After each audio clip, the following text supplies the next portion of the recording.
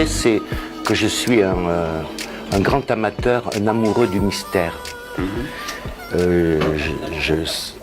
Je suis conscient du mystère d'être, de connaître la vie, de l'exprimer. Je brûlais de fièvre, je voyais les murets de bouteilles qui tournaient. 2000, évidemment. Je le connais encore mieux que vous, qui avez, quand vous êtes né, vous y aviez déjà un pied dessus. Mais quand on est né en 29, 2000 scintille à l'horizon de la vie, comme un bateau félinien, illuminé.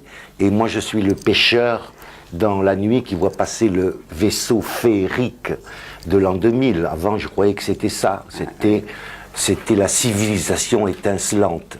Et maintenant, je me rends compte que ce millénaire, on est également dans une forme de barbarie qui ne ressemble plus du tout à cette féerie de mon enfance. C'est pas mal. Tiens, justement, dans les nouveaux dicos, il y a des mots qui sont entrés comme couillu et pile-poil. Qu'est-ce que vous en pensez? Couillu, évidemment. Pile-poil, c'est marrant parce que je crois que c'est chiracien. Hein. Pile-poil, c'est lui qui l'a mis en pile-poil, oui. C'est-à-dire qu'on aime la précision.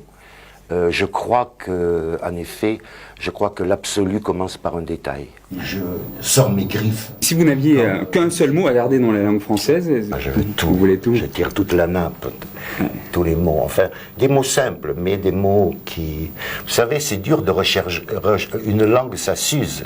Et de lui redonner une énergie, de réveiller les mots de leur cendre, c'est peut-être ce à quoi s'emploie peut-être une certaine vocation de ce qu'on appelle la chanson française.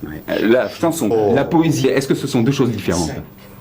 Si la poésie est emmerdante, oui. Ah, voilà, oui. Voilà. Oui, parce que vous avez dit tout à l'heure qu'il y avait une poésie un peu ésotérique.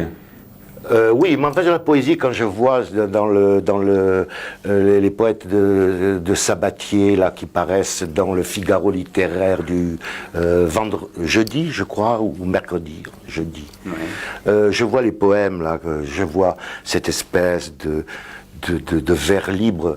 Audiberti disait, mais en fait, c'était bien comme formule. Les vers libres, c'est-à-dire sans le rythme et sans les rimes du 19e siècle jusqu'à Apollinaire. Les vers libres, libres de n'être pas des vers. La poésie, c'est pas d'écrire des mots, c'est de les forger, c'est de les faire chanter, c'est de baiser avec. Vous comprenez, c'est sexuel, la poésie. Ça mouille. Arrêtez, vous me faites peur. Vous voyez? C'est fini.